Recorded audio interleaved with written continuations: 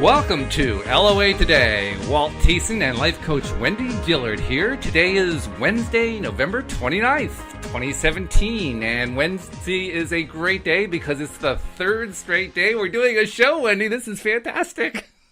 Woo-woo! We're building momentum. We certainly are. Oh, we were talking about it before the show. We feel it right now. And oh my goodness, what a feeling it is. It's a feeling I want to transmit to all of our listeners as fast as humanly possible.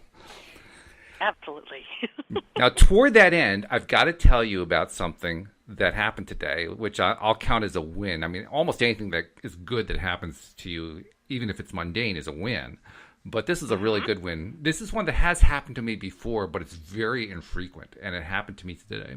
Now, I've told you that in the past that I like to take a daily walk as long as the weather will let me. I mean, I don't like to do it in driving snow at 22 below. That's not all that much fun. But as long as the weather is somewhat tolerable to beautiful or anywhere in between there, I like to do a walk, usually about 4 or 5 miles. And I did that today. Now, here in Connecticut, today, this is the 29th of November. This is usually a fairly cold time of year. Today, the temperatures were hitting 62 Fahrenheit, which is really, really warm for around here. So it was a beautiful day. I mean, I was in shirt sleeves. I didn't even have to wear a jacket. It was great. I loved it.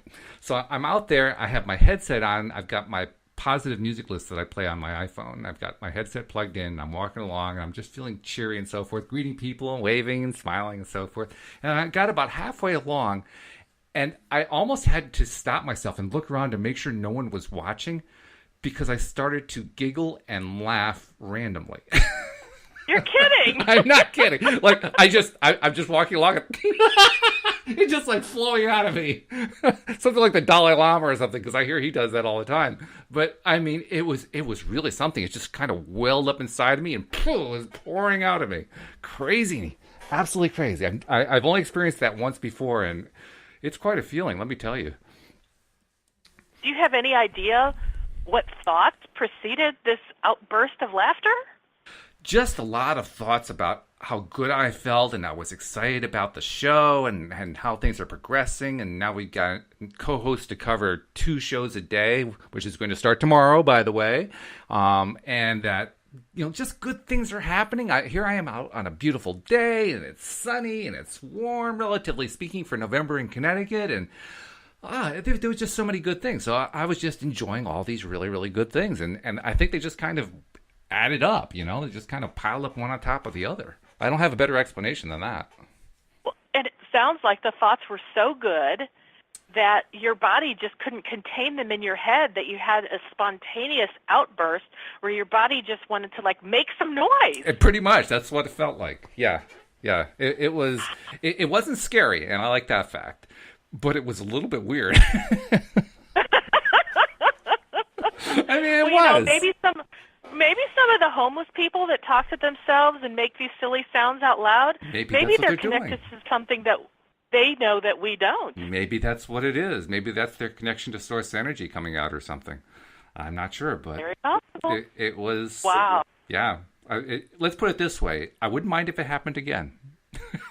Well, it's like I want to acknowledge and celebrate with you because that is such an awesome experience. Yeah. And until you have an experience like that, nobody knows what that really feels like. I didn't even know what it felt like. I mean, I don't know that, other than that, this is the second time that it happened. And the first time was actually a little bit different. But this time, it was just like joy was just welling up through my torso to pour out of my head. That's what it felt like. It was like it was just filling up inside and pouring out. Very, very, very unusual feeling. Not one that I'm used to feeling, but I want to feel it more often. I like that one. That was a good one. Well, a picture came to mind while you were saying that, where it was welling out of your head, and I saw this waterfall. And, in a nanosecond, you can have conversations in your head. And I just asked, what's the waterfall about? And what I heard was, this is the abundance overflowing. Ah, okay. Yeah, well, that makes sense. That I could see that would be what the abundance overflowing would feel like, because it certainly felt like that. And you know what? Well, what's kind of ironic is, I think it was on Monday, we were talking about different modalities and how I'm visual and you're auditory. Right.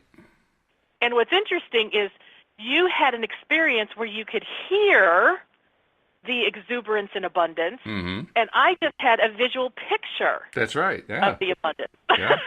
So for each of us, it was interpreted through our primary modalities. Yeah, that's kind of cool. Yeah, well, that's what I would expect, but it's nice to have the validation.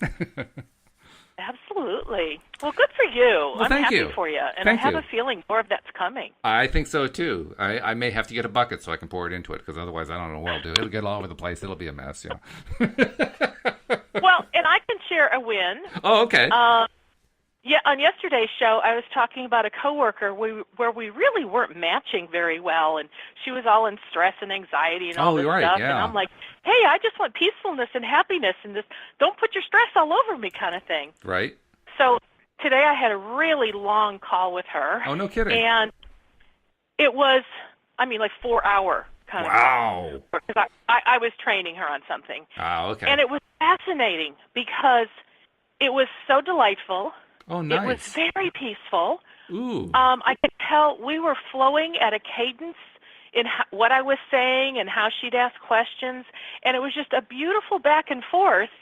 And I really kept thinking about what I had talked about with you on the radio yesterday and thought, my gosh, this is so different. And then I was thinking, I wonder what changed. I wonder how it changed. And even though I don't think we can ever really know how, we can kind of just speculate, I know that I really heard her. Like, I really listened to what she said yesterday. Even though it was an unpleasant conversation, I took in the information she provided. And what I recognized was she and I have very different learning styles. Mm. And I don't know that I was teaching or training her in a way that met her style. Okay. And so I thought, you know what? This is what makes me a really good trainer. I can adapt. I can adapt to any learning style. Absolutely. So I just set the intention. I'm going to do what she needs in order to receive the information in a way that's filled with ease. And that's exactly what we experienced. And I loved it. Fantastic. I loved it. So I don't know if it was just because I set the intention. Well, no, I think it's not just one thing. I set a positive intention, but I was willing to listen, and I was willing to flex my muscles and not be rigid that I had to do it my way. And so I made some changes, but I did it all with my thoughts. And today I had a beautiful experience. So that's my win. Yeah, absolutely. That's a fantastic win. And in fact, I can add one more layer to what you're saying there in terms of why this happened, because you're right, we're speculating, we don't know for sure what happened and why it happened, but I think we can point to something that seems very likely, because one of the things we did yesterday, not necessarily with an intention of trying to influence the law of attraction or anything, but we just did it, is we talked about, well, what would you like the relationship to be like? And you spent quite a bit of time on that. During that time you were putting out some really strong positive vibes. I'll bet you that vibration played a major role in what happened today. I think you're onto something, because what I do know about how law of attraction works is when you're really intense on an idea, and or you're talking about something where you're really feeling it for more than a minute, that's enough time for law of attraction to manifest something. Mm-hmm. So, yeah, I'm glad you added that. Thank you for your feedback. Yeah, I think it may have played a major role, actually. So, yeah, very cool stuff. I like it. Yay! It actually fits in nicely. Oh, is there an and? Go ahead. Tell us the and. I was going to say, and if we have anybody listening who wants to call in and share one of their wins, we are more than happy to indulge you and let that be on the air. And if you haven't noticed the number, if you're listening on the website and you haven't noticed the number, let me give it to you. It's 860-264-5432. Obviously, you have to be listening live right now. We're recording this on Wednesday at 4 p.m. Eastern Time. So if you're catching us later on through a podcast replay or on PRN or whatever, don't bother calling in right now. It's not going to work for you. But by all means, if you are listening live right now, we'd love to hear from you. And if you have a win to share, hey, share a win. Or if you just have a question or anything else that you want to bring up, we'd love to hear from you. Now, I was thinking about a topic for us to do today. And I was doing some reading because I don't know about you. I have not actually read all of the Abraham books. I've read a couple of them. I've read Ask and It Is Given. I've read that a few times. And I've read Money and the Law of Attraction. I've read that a couple times. But there are like 5 or 6 or 7 different books in their series. And that means there are 4 or 5 I haven't read yet. So I said, well, I'm probably overdue. And I started to do the little bit of research. I went to the Abraham Hicks website and went to the store and saw what was there. And said, okay, I got to start placing some orders. But I also knew I didn't want to wait. So I said, well, let's try the public library. That sometimes has, some kind of out there books. You never know what they're going to have. So went to the local library website and found that they have, through ebook lending through hoopladigital.com, they've got the Essential Law of Attraction collection, which is actually 3 of the books in one. It's the Law of Attraction, Money and the Law of Attraction, and the Vortex. So those 3 books are all combined into this anthology, I guess you'd call it, called the Essential Law of Attraction collection. So I checked it out. Digital? What's that? Is it in digital format? Yeah, in digital format. So you can basically read it in your browser. Nice. So that's what I started to do. And the first book in the series, in the anthology, is The Law of Attraction, which is one of the ones I had not read. So I started reading it. And very early on, I got to something that I had never heard before from Abraham Hicks. Apparently, it's been here all along, and maybe it was mentioned in workshops that I never heard, which is quite possible. But nevertheless, it was right there, and I hadn't looked at it before. There are actually 3 universal laws that they lay out, not just one. There are 3 of them. Okay. I mean, we thought it was just about the law of attraction. That's actually only law number 1. There are 2 others. And there are 2 others that I've heard the names of before. I didn't realize they were intended to be described as eternal universal laws. The first one is the law of attraction. The second is the science of deliberate creation. How many times have we heard Jerry Hicks say that in the recordings? And the third is the art of allowing. Those are actually universal laws. And I thought to myself, well, why didn't I know that before? Yeah, I don't think I realized they were 3 separate laws either, and I've read that book a couple times. I tell you, it's amazing what happens when you go back and reread stuff, let alone read it for the first time, like I'm doing here. But I'll do that with the other books, and I'll read stuff and I'll say, wow, did I miss that last time? It's amazing how deep these books are. They're, on the surface, they look like they're just very repetitive, they're just saying the same thing over and over again. But when you really look at them and you study what the wording says and so forth, my goodness, there's so much meaning that's buried in this stuff. So, yeah. Anyway, let me read to you this section because it's really cool. It's 3 paragraphs that kind of outline this stuff. So the first paragraph says... Okay, so it's going to explain to us what those 3 universal laws are? Well, it's going to touch on it. It's going to kind of give a definition of each one. Okay, fabulous. Yeah. So the first one is the law of attraction, which says that which is like unto itself is drawn. Now, I've heard that one before.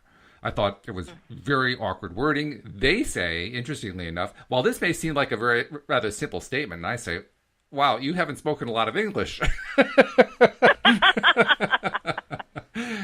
Because that is a rather awkward phrasing in English, but that's okay. It kind of reminds me of like ye old language. Yeah, right.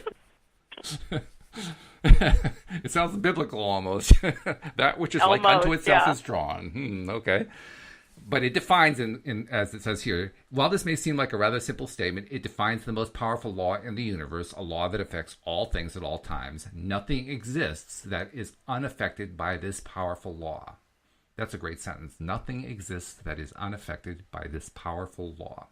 And that's all it says about law of attraction in the first paragraph. Second paragraph. Okay. The second law, the science of deliberate creation, says, that which I give thought to and that which I believe or expect is. In short, you get what you are thinking about whether you want it or not. A deliberate application of thought is really what the science of deliberate creation is about, for if you do not understand these laws and deliberately apply them, then you may very well be creating by default. How many of us are guilty of that?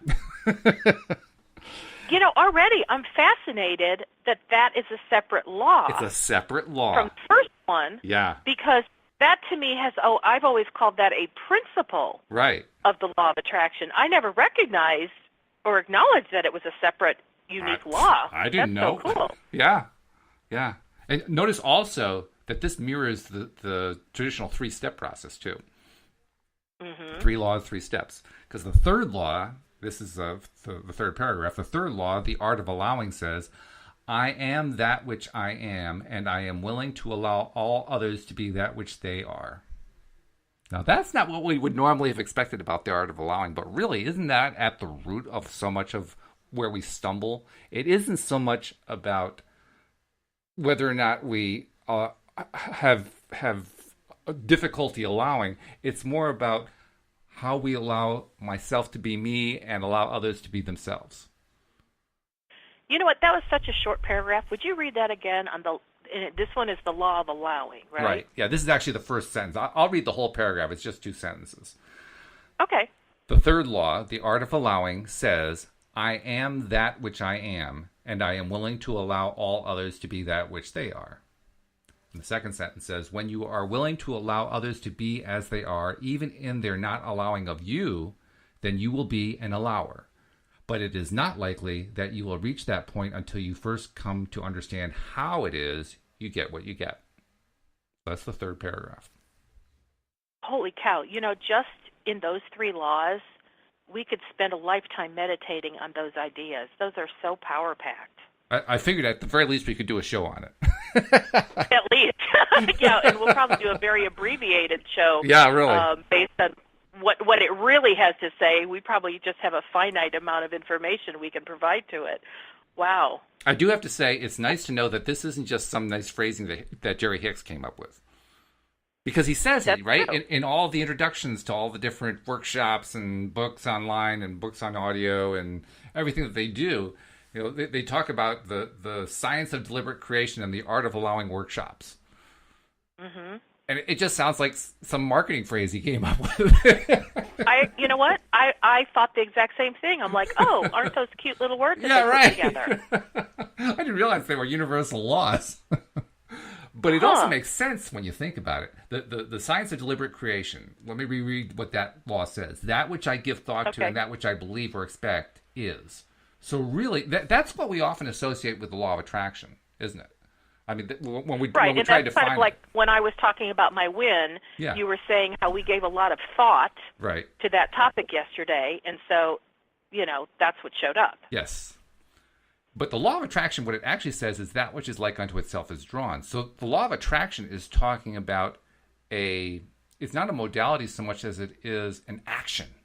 It's an activity that happens. It's kind of like magnetism or electricity or radio waves. They flow, they fly, they pass through the air, or whatever it is. They're talking about the law of attraction, something that takes an action. Whereas the science of deliberate creation, that's about a thought. I think of the law of attraction as a mechanism. Yeah, a mechanism. That's a good word for it. Yeah, it's a mechanism that just causes things to occur based on certain stimuli. Mm-hmm. Yep. And the stimuli are what are found in the second law, which is what we think about. That which I give thought to and that which I believe or expect is. That which I believe or expect is. There's something about a sentence that ends with the word is that to me is like the most giant exclamation point that you can have. Well, especially when you see it in writing, because between expect and is a gigantic dash. Wow. What you expect and what you believe is. Right. Which makes sense, really, because especially when you think of it in terms of what Abraham Hicks often says, that a belief is a thought that you think over and over again. Mm-hmm. Well, they've got both thoughts in here. They've got that which I give thought to and that which I believe or expect is. They're basically saying the same thing more in this informal, what they call simple statements and what I call strange English.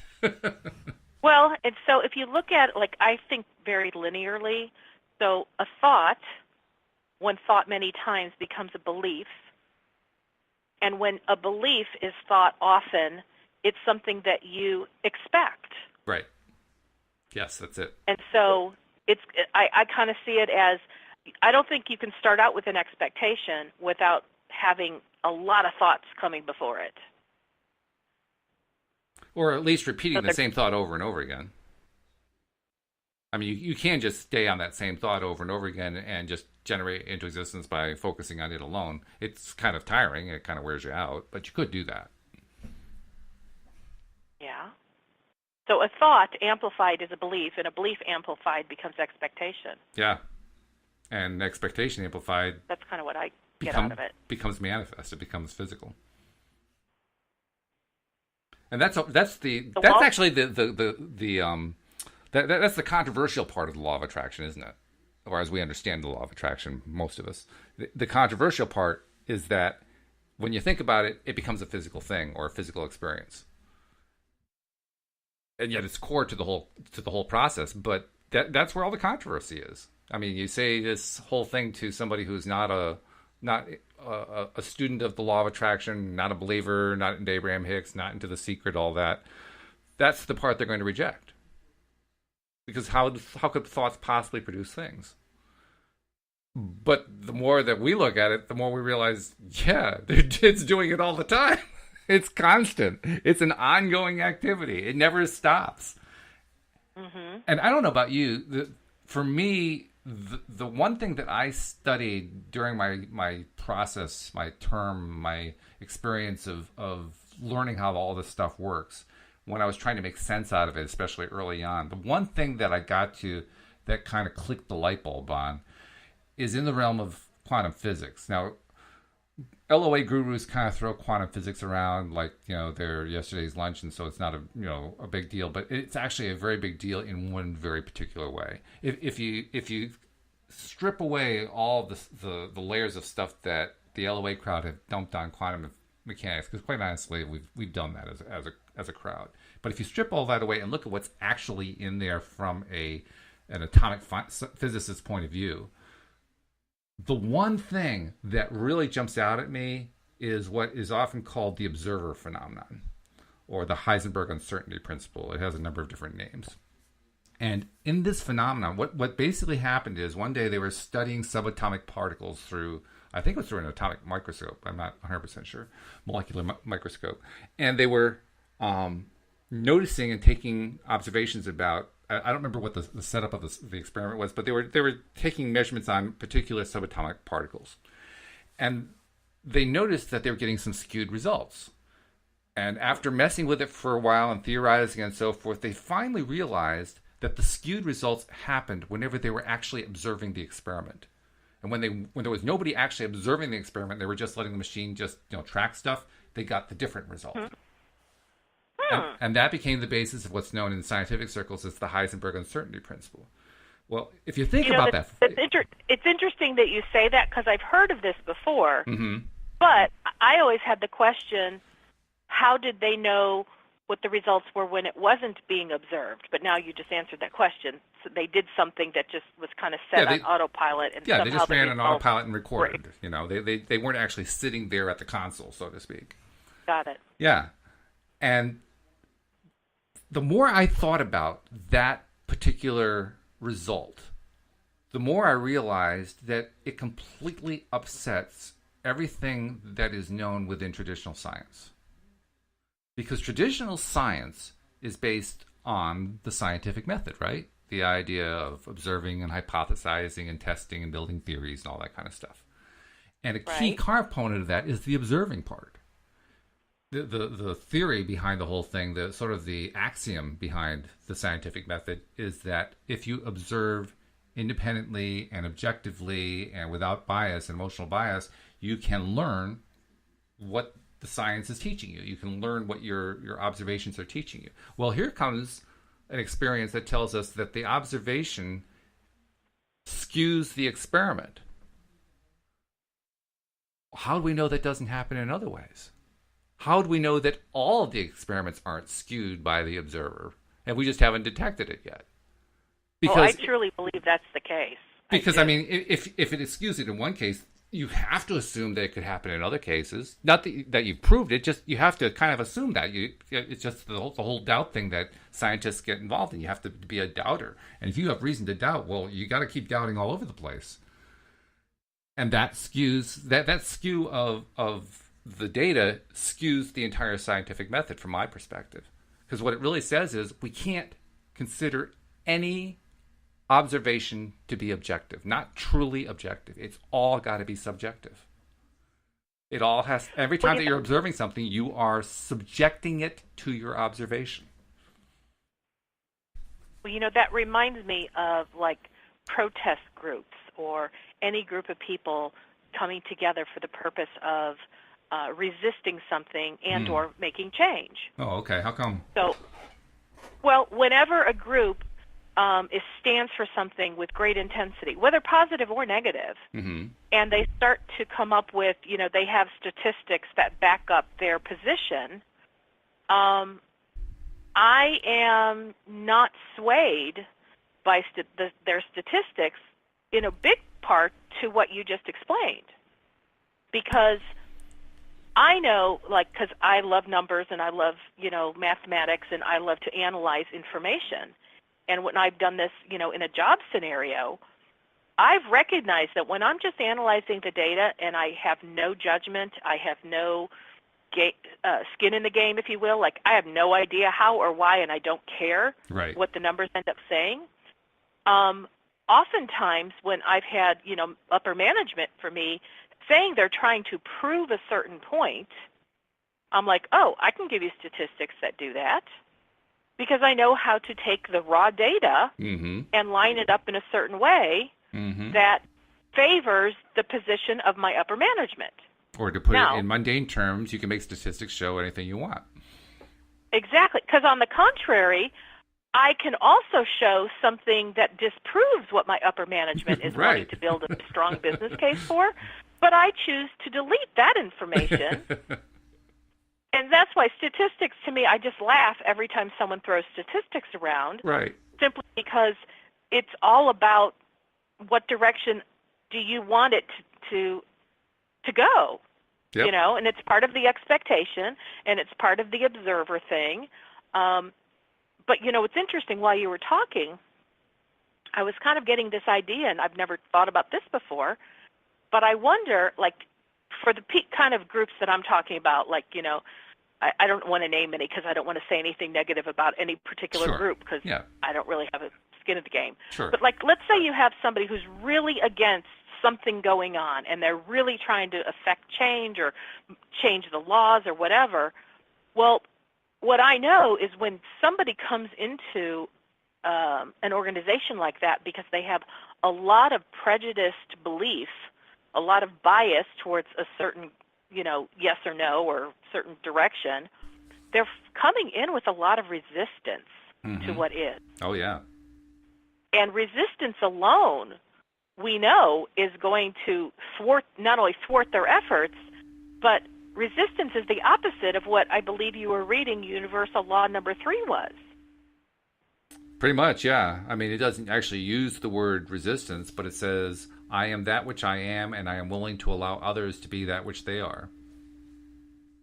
And if you're trying to say, I don't like what you're doing, that obviously is coming with resistance. It's saying, I'm not okay with you being who you are or doing what you do because I want to change you.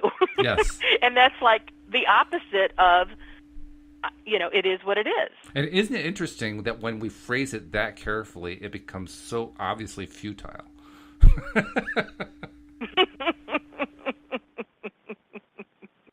I mean, it is. It's just totally futile. Trying to make somebody else behave the way you want them to behave and to think the way you want them to think is futile. It just doesn't work. No, you're totally right. It is futile. And that's why when I was saying the other day how when I learned that I am the creator of my own reality, I got really excited because it meant I could control me. I now understood that I had the controls over me and my responses to things.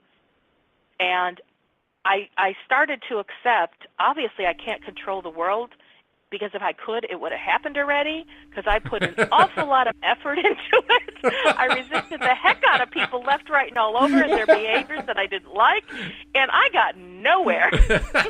And I'm laughing because I've done exactly the same thing. I suspect any of our listeners could probably say the same thing, too. I mean, is there anybody who hasn't done it? I'm looking for, how can I fix the world? And the information that came back to me is, no, Wendy, you can't fix the world, but you can fix yourself. Yeah, exactly. And I was like, oh. And then, I don't even know if it was Law of Attraction or in some other format that I learned that when I adjust how I respond to the stimuli that comes to me, that is what gives me peace. That's what gives me a sense of satisfaction. And in that, I had begun to actually accept, oh, well, other people are who they are, and I stopped having such a negative reaction to people being who they were in their negative behaviors. It's like, okay. And I'll tell you, the biggest one for me and the biggest challenge was, can I watch and experience somebody being in all sorts of negativity in my environment, whether with me on the phone or whether they're standing in front of me, and have no negative charge on it, and just go, well, that's them. That's a okay. great goal, though. And I'm not going to rob them of their experience. Yeah, right. I'm going to let them have it, and I'm just going to stand back and watch. And today, I've even phrased it even more different, where I go, well, they're providing me some information. Oh, yeah. The information is XYZ happens, and this is how they respond. And it has nothing to do with me. That's right. Exactly right. I like that part. It has nothing to do with me. You should like it. That's a good thing to like. I'm also struck by something. You brought up the analogy of statistics. And we talked about how you can make statistics say whatever you want them to say. And when you were saying that, I was looking at the words of the second law, the science of deliberate creation, and all of a sudden equating them and realizing that people who manipulate statistics to say what they want them to say are trying to deliberately create. And they're doing it by changing the way they expect to see the data. They're changing their perspective of how that data is going to look to them until they can convince themselves that they should believe it's actually something else. And sure enough, it manifests as something else. Really interesting. I mean, think about it. That's the way deliberate creation actually works, isn't it? We focus on the way we want something to be, and if we stay with it, and we stay with it because we prefer it and we like it, it tends to come out the way we want it to come out. It also reminds me, too, of I've mentioned Sean Aker to you, and I guess you probably haven't heard a lot about Sean Aker, but he does this great TED Talk. If you get a chance, look it up. It's like a 10-minute TED Talk. It's really, really funny. How do you spell Aker? Achor. And in this TED Talk, he says, one of the things that I've been told is that when you do a presentation, you should not start your presentation with a graph.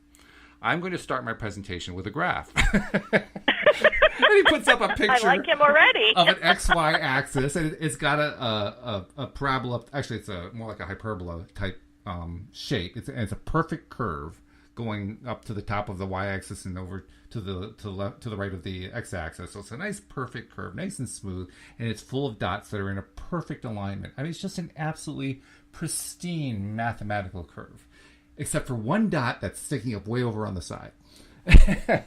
And he says, now there's a couple things you need to know about this graph. First of all, it represents fake data. And second of all, I want to point out that outlier dot that's over there.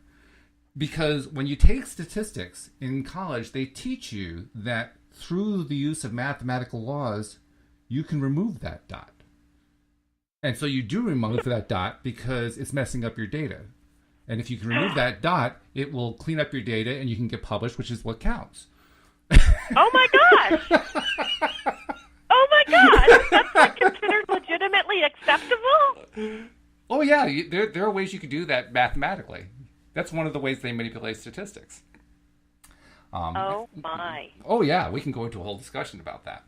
And he was doing well, you this. can tell He was making a joke out of it. I did not study statistics in school, or I would have known that little fact. He was clearly making a joke, and he was ribbing statisticians by doing that. But he was also trying to make a point. His point was that his whole career is not about removing that dot, but about studying it. Because to him, the most interesting part of the entire graph is that outlier dot. Because here we have a perfect curve. Let's pretend that perfect curve represents the norm for humanity. And then there's this dot that's way, way up on the grid. He says, well, that's where we're trying to get to. Why wouldn't I want to learn more about that dot? So I can move the whole curve up to where that dot is. He says that's what gets him up in the morning. That's what makes him motivated to study positive psychology. That's what makes him motivated to go out and help corporations, which he does on a regular basis. Going into departments that have crashed because the company's in disarray, and he goes in and helps them get back onto their positive feet again and get their juices going and get their company going again. He does that for a living. And he does it purely based on he wants to raise everybody up to where that outlier dot is. And I thought to myself, wow, now there's an example of deliberate creation. Because he's going completely against the norm and saying, I don't care about where that graph is going. I'm interested in the outlier. Very cool. Well, until you were saying that he wanted to bring everybody up to the outlier's position, mm-hmm. I don't know that I pictured in my head where that little outlier dot was. Oh, yeah, it's like kind of in the northeast, so to speak. Well, and I was thinking about how sometimes I feel like I'm the outlier dot. It's kind of like one of these things is not like the other. One of these things just doesn't belong. I have felt like that. Not from a, oh, poor, pitiful me, I don't feel like I fit in position, but when I talk with other people, like I go out into the world and talk to people, mm-hmm. I feel like my points of view are so different oftentimes than other people's. And what's unique about what I'm about to say is that I just felt like I was out there kind of alone, and for a long time I called myself a pioneer and a maverick, and I still think I have a pioneering maverick spirit. But there came a point that I went, I don't want to feel out here by myself. Mm. If I'm doing this really cool maverick kind of new pioneering world or coming up with new thoughts and ideas that are really exceptional, I kind of want to share them with people, and I want people to be on board with me. I don't want to do this alone or in a vacuum. And what was fascinating is, I got to tell you, for years I really focused on being out there on my own, that there was no one like me. And then one day I went, that's not possible. There's, 7 billion people on the planet? Mm-hmm. There's probably others like me. I just haven't met them. Ah. Even if there's one person out there in Indonesia or in Greenland, they're not in a proximity that the chances are I'm going to meet them in person. But they probably exist. And so I started focusing on if there are others like me, I really want to meet them. Mm-hmm, and the more I thought about it and the more I focused on that, the more I started meeting people who think just like me, who have ideas like yourself, mm-hmm. just like me. And I got to tell you, that came from changing the focus of changing the thoughts of what I focused on habitually. And so I think that fits one of the laws. Isn't that law number 2?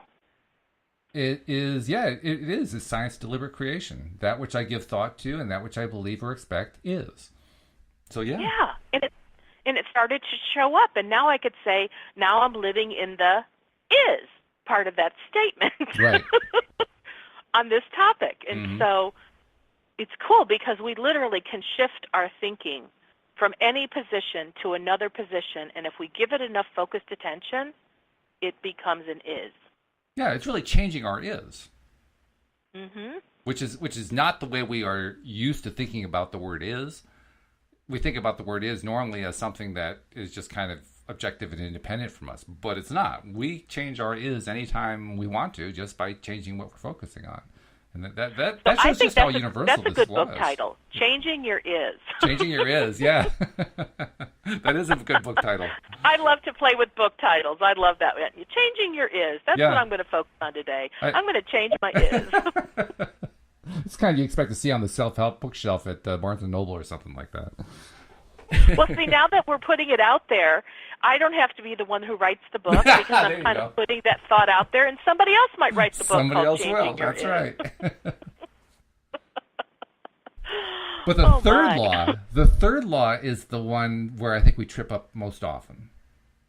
That's the one that says, I am that which I am, and I am willing to allow all others to be that which they are. And that has so many different repercussions because the art of allowing is really the art of releasing. It's letting go. It's letting go of trying to change others. It's letting go of misperceptions and misconceptions we have about ourselves. It's just letting go. There's a whole lot of going on. Going on. I think. Well, let's take that one apart, because I think the law number 3 is probably like the biggest, baddest, maybe even the bestest. Exactly. Yeah. So let's take it apart. What's the very first piece of that one? So it's in 2 pieces. The first part is I am that which I am. It's very Descartesian in a sense. So I am that which I am. So let's talk about what we think that means. Okay. You first. If I am that which I am, that's saying to me that who I am doesn't need to be changed or altered. Yes. Who I am is perfect just like I am. And who I am feels very powerful and bold. Because in biblical, in the Bible, it says God is the I am. Mm-hmm. And I remember in my religious days, that was a big, big statement. God saying, I am. Mm-hmm. So if Abraham is saying that the third universal law is I am, which I am, that's like saying, I'm powerful, I'm mighty. Of course you are. Yeah, but it's accepting that. Yeah. Accepting that I am is a really big, bold statement. And I think that in itself is something that I've spent a long time moving toward. And I kind of do feel like I'm in that space of I am who I am what I am. I may not say it exactly in those ye old English words, but I don't feel the need to alter me anymore. Now, it doesn't mean I don't have things I want to change because I have big wants, but the essence of who I am is the essence of who I am, and I've made peace with that. Yeah, I find that I'm stripping away the stuff that we often call resistance, the things that I resist in my mental capacity, so to speak. And I've been doing a lot of stripping away lately, and what's left over is what I am. What I am kind of emerges when I strip all that stuff away. That's what I'm beginning to realize. I think that's why I was laughing today. I mean, I didn't really think of it in these terms when it happened, but ultimately, that was just an expression of the joy of being me out there, having a good time, walking on the path in the middle of Connecticut on a warm fall afternoon. And I didn't have to answer to anybody. I didn't have to explain or justify or get anybody else to behave the way I wanted them to behave. I just enjoyed me being out there. I'm kind of getting you were just being the I am that I am, and what was the is was good. Yeah, I was perfectly fine with what the is, which is exactly what Abraham Hicks has been trying to tell us. They're saying no matter what happens in your life, just enjoy the is. And the more that you do that, the better you feel. And the better you feel, the more you gain control over your ability to use the law of attraction and the science of deliberate creation to your own benefit. Absolutely. So what's the second half of that law? Well, the second half of it is, I am willing to allow all others to be that which they are. Okay, that's almost the harder piece. I think it is for most of us, yeah. There's it's almost like we have a card that we get, a membership card when we come into this world. Okay, you are now a card-carrying member of the Let's Change Everybody Else Society. Well, and the way I've heard Abraham describe it, and also the way I feel like I've experienced it as well, is, when we come into the world, we're small little things. We don't really know which way to go, and, there's a lot of stuff we yet need to learn how to be in this physical world. And so we watch, usually our parents or our older siblings, and we see what they do. And then in the process, they start telling us what they want us to do or how to do it. Oh, yes. And then we very quickly recognize that they kind of hold their sense of approval of you in their hands. Oh, yeah. Because if you don't do it the way they want you to do it, they withhold their approval. And that doesn't feel good. And I think that's how we start to get trained away from being okay with who we are and start to judge other people for who they are. Because, of course, as we get a little bit older, then we start to have a little bit more sense of consciousness, and we're like, well, I don't like that, because now we have new filters in our brain that we don't have when we're really little, but they start to develop as we get older. Right. And so we have more critical thinking, and we can, not critical from being negative, but critical as in we can evaluate. And so if we evaluate, we don't like a behavior in another person, most likely we have already experienced and watched what other people do when other people, this is going to be a weird sentence. In other words, let me stop that sentence, because I was going to go in a really ugly place that I wouldn't be able to get out of. So I'm going to say it this way. Just suck it all back. We've had modeled to us how to judge other people. Yes. So if a parent doesn't like a certain behavior at the grocery store of the way the clerk treats them, we learned that the behavior of that clerk was bad. Mm-hmm. And that's the beginning of us learning how to not accept other people for being who they are.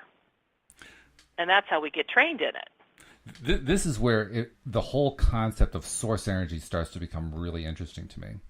Because what we're really talking about there, especially when we talk about tapping into source energy, tapping into who we really are in both the physical and non-physical world and all that kind of thing, what we're really talking about is how to refuel ourselves and how to keep that fuel coming so that we have energy, so we feel empowered, so we feel like we have the ability to do what we want to do in life. And all of what you're describing in terms of that dysfunctional behavior, where we're taught very early how to get other people to behave the way we want them to behave, is really very little more than trying to take someone else's energy, because we don't know how to tap into our own. We haven't learned that, or we've forgotten it, or whatever. But the point is, we are not at that moment in time tapping into our own energy, and we need it. We feel the need. We need that energy to feed us. So we try to steal it from somebody else. So much of this whole thing about how we're going to allow other people to live, or to what degree we're going to let them be the way they want them to be, and to what degree we want them to be the way we want them to be ourselves, and then what kind of control we're going to have. It's all about energy stealing. I'm being quiet only because I'm really trying to absorb everything you're saying. I haven't thought about this subject in this way. Yeah, it's not the way we normally talk about the law of attraction. I guess that's what happens when you're married to a former psychotherapist. You pick up this kind of thing.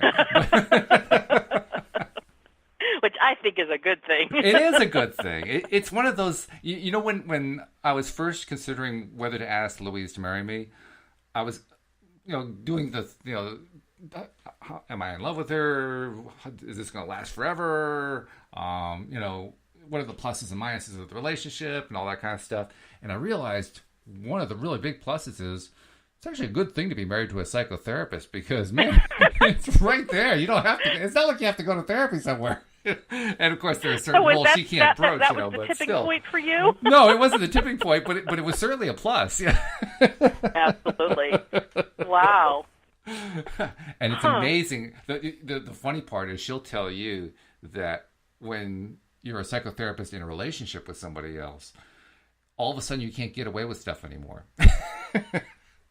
because she explains to me, she teaches me a lot of the stuff that she learned over the years, and so I'll throw it back at her, and she'll say, "Oh, rats! Now I can't get away with it." That's so funny. When I was married, my husband and I at the time, we would go to NLP courses together. Yeah.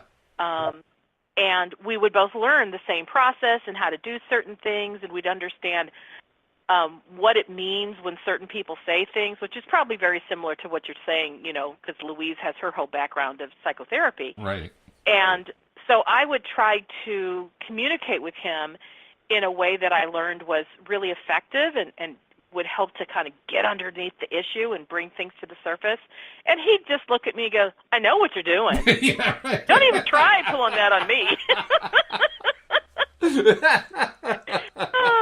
And then likewise, he would try doing it to me, and I look at him, I said, I know what you're doing. Don't do that on me either. Oh, that's when it's not good when both people know the same pieces of information. Well, our inside joke is, wow, we can't get away with anything around here. It sounds like it.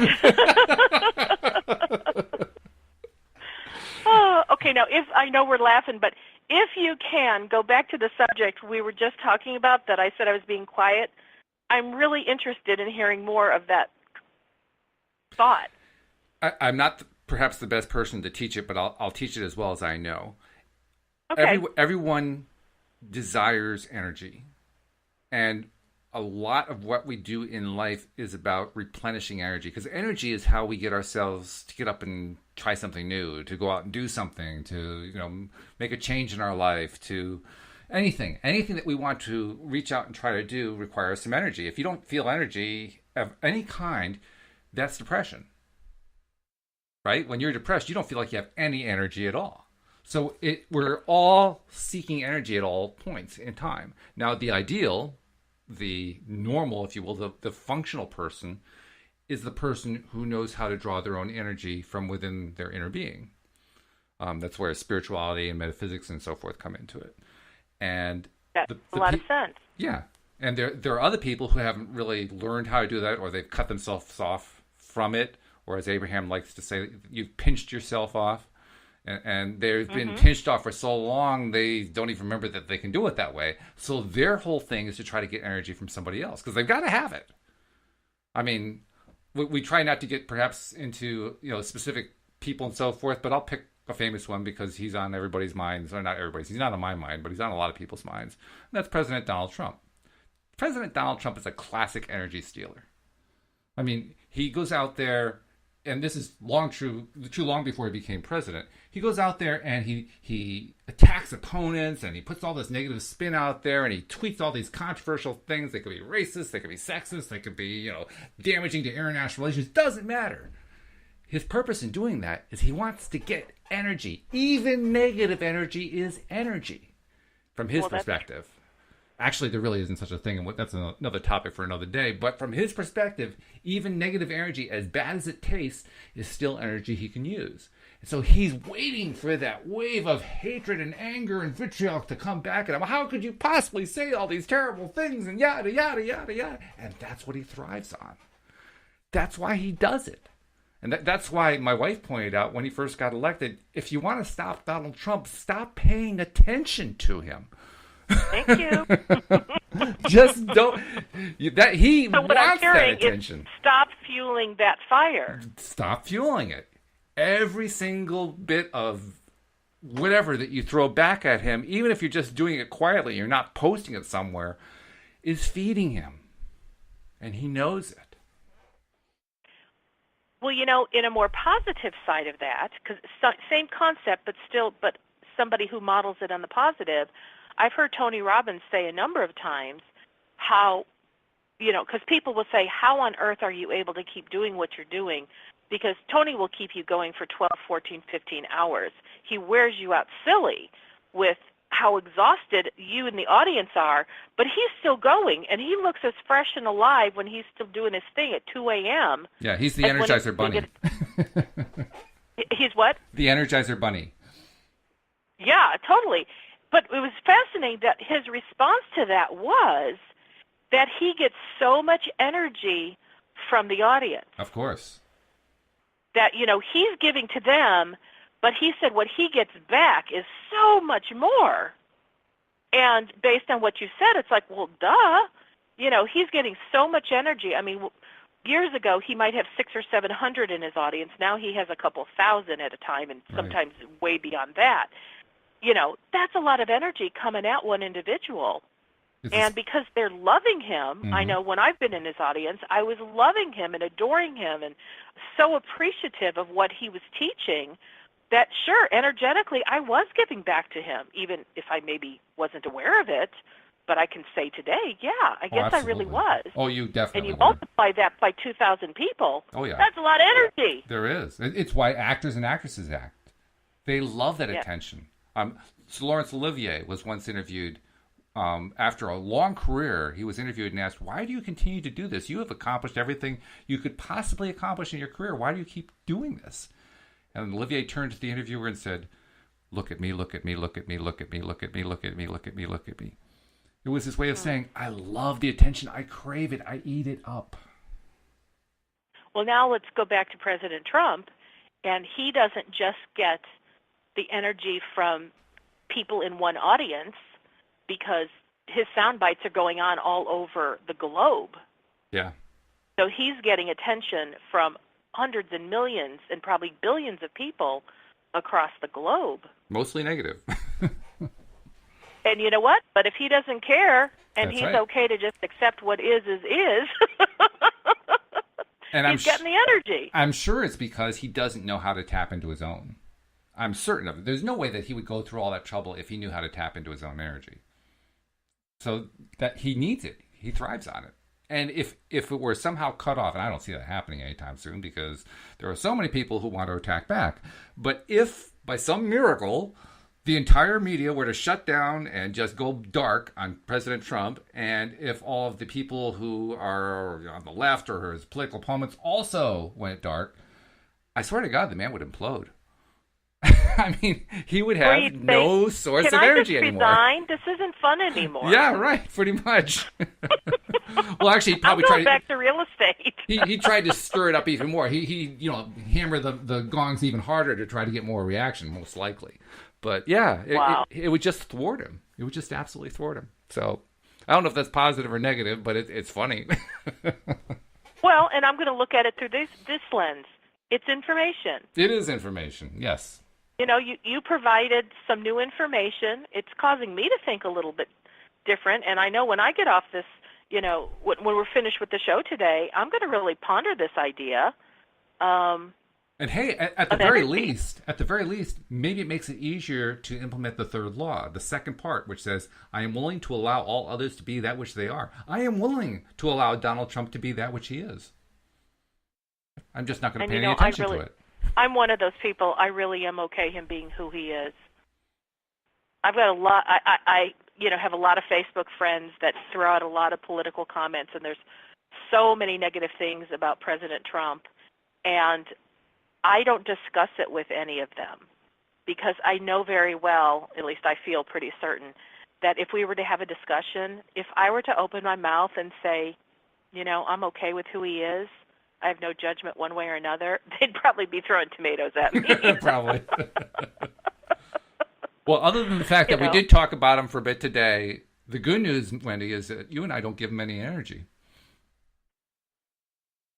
Well, okay, so I'm gonna depart on that one a little bit and say I actually do give him energy. Oh, you do? But my energy is positive. Yeah, I send him energy saying, you know, things like, "Hey, you're the president of the United States, and you are the leader of our country, and I want you to put us in the best possible light, and whatever it is you can tap into in your own being in order to pull out the best that will look good and be good for our country, I'm supportive of that."